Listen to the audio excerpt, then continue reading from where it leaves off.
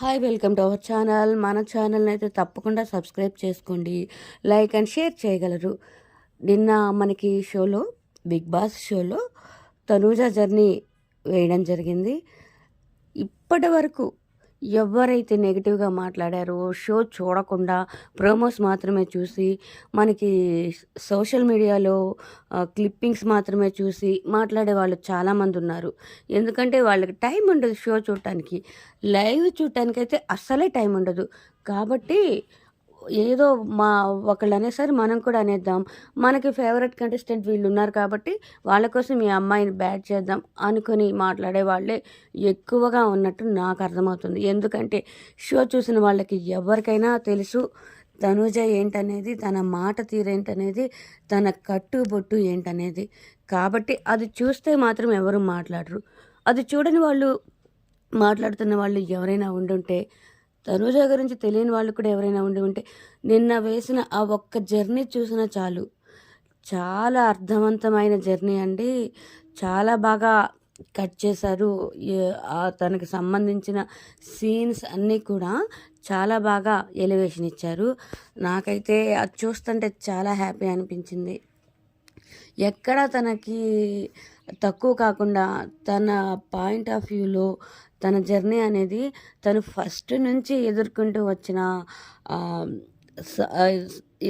వచ్చిన టార్గెట్ అవ్వడం అనేది అయితే కావచ్చు, ఇంకా తన బాండింగ్స్ అయితే కావచ్చు, ఇక తను కొంతమంది కోసం తను తీసుకున్న స్టాండింగ్ కావచ్చు, తన కోసం ఎదుటి వాళ్ళు చేసిన టార్గెట్ ఏదైతే ఉందో అవి కావచ్చు, ఇంకా ఎన్నో రకాల భావావేశాలు, సంతోష సమయాలు, బాధ కలిగించే సన్నివేశాలు చాలా బాగా చూపించడం జరిగింది. తనూజ గురించి కొన్ని విషయాలు చెప్పాలి అండి. మనకు అర్థమైనంత వరకు ఇది లేడీస్కి బాగా అర్థమవుతుంది జెంట్స్ కన్నా. ఎందుకంటే ఆడపిల్లల్ని మేము చూస్తాం కాబట్టి ఆడపిల్లలు ప్రేమగా ఉంటారు, అభిమానంగా ఉంటారు. మన అనుకున్న వారి దగ్గర అలకలు చూపిస్తారు, చిరాకు చూపిస్తారు. సో ఆ అమ్మాయి అది ఆట అనుకోలేదు. గేమ్లోకి వచ్చిన మొదట్లో అంతా మన వాళ్ళే అనుకుంది. భరణి గారిని నాన్న అనింది, ఇమ్మాన్యుయల్ రీతు ఫ్రెండ్స్ అనుకుంది. అందుకే ఇమ్ము మీద చిరాకు పడింది. అట్లాగే భరణి గారితో హక్కుగా ఫీల్ అయింది. ఏదైనా సరే మా నాన్న, అందుకే హక్కుగా అడిగింది. అది గేమ్ అనేది తను ఫస్ట్లో అయితే అర్థం చేసుకోలేకపోయింది. తర్వాత అది బ్యాడ్ అవుతుందనేది తనకి అర్థమయ్యాక తన గేమ్ మార్చుకుంది. నిజమే, తన వల్ల భరణి గారి గేమ్ కొంచెం ఎఫెక్ట్ అయితే అయ్యింది. తన పాయింట్ ఏంటి, తనైతే ఆయన పాపం అంత అభిమానంతో తనూజకి హెల్ప్ చేయాలనే అనుకున్నారు. కాకపోతే ఆయన చేసిన విధానం, శ్రీజ విషయంలో ఆయన ప్రవర్తన, అది పొరపాటు అయింది. అది ఆయనకి నెగిటివ్ అయింది. అది ఆయన ప్రేమతోనే చేశారు తనూజకి. కానీ ఆ నెగిటివ్ ఆ పొరపాటు తను చేయకూడదు అన్న అర్థంలో తను అందుకని చాలా జాగ్రత్తగా ఆడింది. భరణి గారు అడిగారు పాపం తర్వాత వచ్చినప్పుడు, మళ్ళా రేపు నాకు ఏదైనా అవసరమైతే, ఇప్పుడు నేను ఏదైనా ఎలిమినేట్ అయ్యే పని అయితే నీ గోల్డెన్ బజర్ పవర్ వాడతావా అని అడిగినప్పుడు, నేను ఒకరికి మాట ఇచ్చాను నాన్న, నేను అందుకని నేను ఆ ఫేవర్ చెయ్యలేను అన్నది. అక్కడ చాలామంది హర్ట్ అయ్యారు. భరణి గారు కూడా హర్ట్ అయ్యారు. కానీ మాటకి ఉన్న విలువ తనకి తెలుసు కాబట్టి అనింది. ఒకరికి మాట ఇచ్చినప్పుడు తను ఆ మాట తప్పకూడదు. రీతు విషయంలో కూడా భరణి గారికి అంతకుముందే అదే విషయం చెప్పింది. తను కెప్టెన్సీ విషయంలో తనూజకి హెల్ప్ చేస్తానని భరణి గారు అడిగితే, వద్దు నాన్న, మీరు మాట తప్పకూడదు, మీరు రీతుకి హెల్ప్ చేస్తానని ఒకప్పుడు మాట ఇచ్చారు, రీతుకి హెల్ప్ చేయండి అని చెప్పింది. అది తన స్వభావం.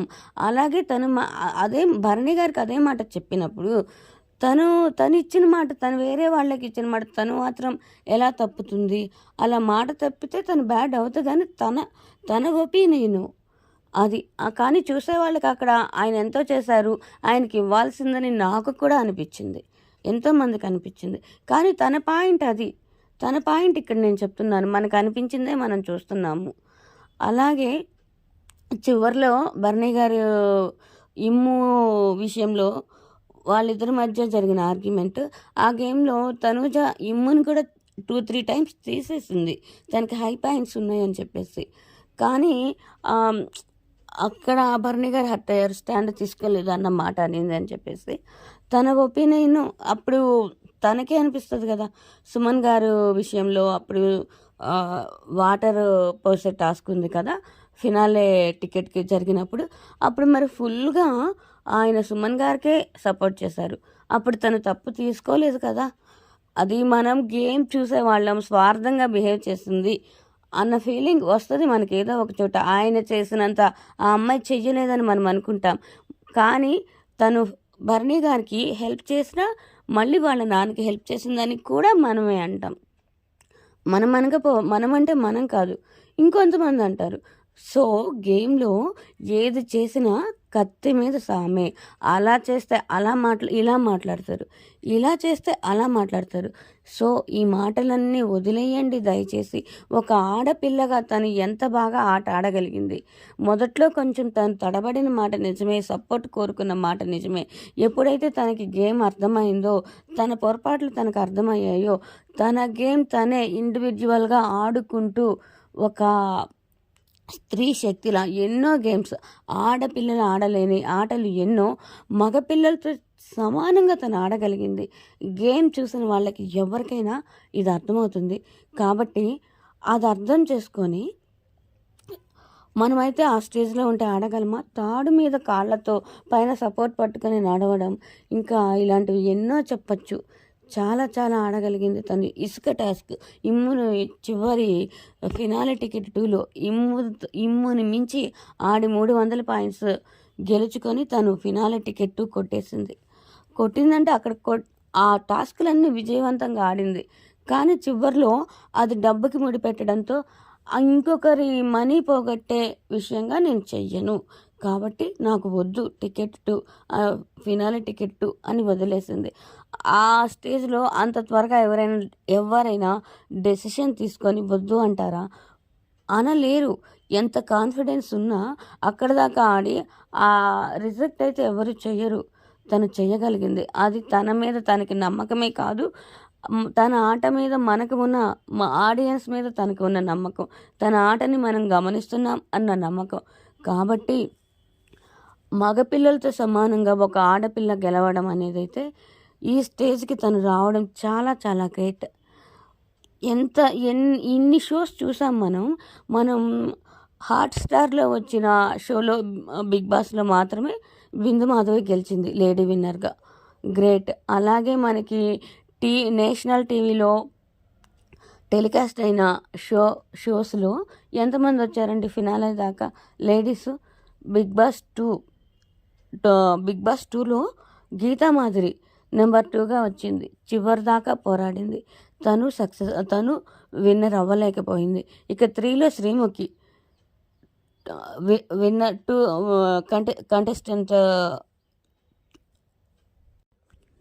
కంటెస్టెంట్‌గా తను ఎంతో ఆడొచ్చింది. చాలా బాగా ఆడింది.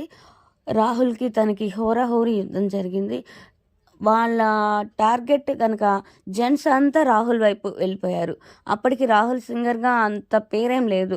కేవలం ఈ గేమ్ షో వల్ల వాళ్ళిద్దరి మధ్య జరిగిన ఆర్గ్యుమెంట్స్ వల్ల జెంట్స్ అంతా తనకి సపోర్ట్ వెళ్ళారు. తను శ్రీముఖి సెకండ్ విన్నర్‌గా సరిపెట్టుకోవాల్సి వచ్చింది. ఇప్పుడు చాలామంది కళ్యాణ్ పడాలా, గెలవాలి అని కోరుకుంటున్నారు. నేను కూడా కోరుకుంటున్నాను. కళ్యాణ్ మీద నాకేం నెగటివిటీ లేదు. సోల్జర్‌గా అంతేకాకుండా ఎంతో మంచి సోల్ తనది. సోల్జర్ మాత్రమే కాదు, చాలా మంచి మనసు కళ్యాణ్‌ది కూడా. వాళ్ళ ఫ్రెండ్‌షిప్ కూడా చాలా జెన్యూన్‌గా ఉంది. ఒకరి గెలుపు ఒకరు కోరుకుంటూ చాలా స్వచ్ఛమైన స్నేహం వాళ్ళది. కళ్యాణ పడాలా, గెలవకూడదని నేను కోరుకోవడం లేదు. ఏదిస్తే అదే. కానీ ఎంతోమంది రివ్యూవర్స్ జెంట్స్ కూడా ఒక ఆడపిల్ల అంటే ఇలా ఉండాలి. ఒక షోలో తను ఒక మార్క్ క్రియేట్ చేసింది. ఆడపిల్లలు ఇలా కూడా ఉంటారు షోస్‌లో అనేది తనూజ నిరూపించి చూపించింది. ఎంతోమంది జెంట్స్ కూడా ఆడపిల్ల ఇలా ఉండాలి అనుకునేలా రివ్యూస్ ఇచ్చారు. ఎంతోమంది తన సైడ్ జెంట్స్ కూడా నిలబడుతున్నారు. అలాగే లేడీస్ దాదాపు ఎక్కడా స్కిప్ చేయొద్దు ఓటింగ్ అనేది. ఒక ఆడపిల్లగా తను పడిన కష్టం ఏంటనేది మనం గుర్తించి, గమనించి మగ పిల్లలతో సమానంగా ఆ అమ్మాయి ఆడుకుంటూ వచ్చిన తీరు తప్పకుండా మనం అందరం కూడా గమనించి, గుర్తించి ఈ ఒక్కరోజే మిగిలింది. తనకు ఓటైతే వేయగలరు. Vote for Tanuja. ఎవ్వరిని తక్కువ చేయట్లేదు. ఇక్కడ ఇమ్ము, డెమోన్, సంజన గారు ఎవరు తక్కువ పెర్ఫార్మెన్స్ ఇవ్వలేదు. ఎవరి స్థాయిలో వాళ్ళు చాలా బాగా ఆడారు. అలాగే తను ఎన్నో ఎమోషన్స్ ఎదురుదాడి ఒక ఆడపిల్లగా ఎన్నో ఎదురుదాడులు తట్టుకొని సర్దుకుంటూ గేమ్లో ముందుకొచ్చింది. ఎంత ఎమోషనల్ టార్చర్ అండి. నామినేషన్స్లో తనూజ, ఫైర్ స్ట్రామ్ వస్తే తనూజ, ఫ్రెండ్స్గా వచ్చిన వాళ్ళు టార్గెట్ తనూజ, నాన్న అని తను పిలిచిన వారు కూడా ఆయన స్ట్రెస్ వల్ల ఆయన బాధ ఆయనకు ఉంటుంది. ఆయన కూడా చాలా నష్టపోయారు తనూజతో బాండింగ్ వల్ల ఒక టైంలో. అదైతే మనం ఒప్పుకోవాల్సిందే. ఆయన కూడా టార్గెట్ చేసి కొంచెం బాధపడేలా కొన్ని సన్నివేశాలు జరిగాయి వాళ్ళిద్దరి మధ్య కూడా. ఎన్నో ఎమోషన్స్, దాడులు, టార్గెట్స్ దాటుకుంటూ ఒక ఆడపిల్ల ఆ ఎమోషన్స్ అన్నిటిని బ్రేక్ చేసుకుంటూ ముందుకొచ్చింది. ఏడ్చింది. ఏడవకుండా ఎలా ఉంటారు? మనసుకు బాధ కలిగితే ఏడవకుండా ఎలా ఉంటారు? ఆ ఏడుపు కూడా తప్పుగా తీసి మాట్లాడుతున్న వాళ్ళకి వందనాలండి. ఆ గేమ్ షోలో ఏడవని వాళ్ళు ఉంటారా? జెంట్స్ కూడా ఏడుస్తారు. మగ మహారాజులు, ఎంతో కండలు తిరిగిన వీరులు కూడా అక్కడ కన్నీరు పెట్టకుండా బయటికి రాలేరు. ఎందుకంటే ఆ షోనే అలాంటిది. ఆ షో ఫార్మాటే అది. అంతా నెగిటివ్సే చెప్పాలి, నెగిటివ్సే మాట్లాడాలి, టార్గెట్ చేయాలి, సపోర్ట్ ఇవ్వాలి.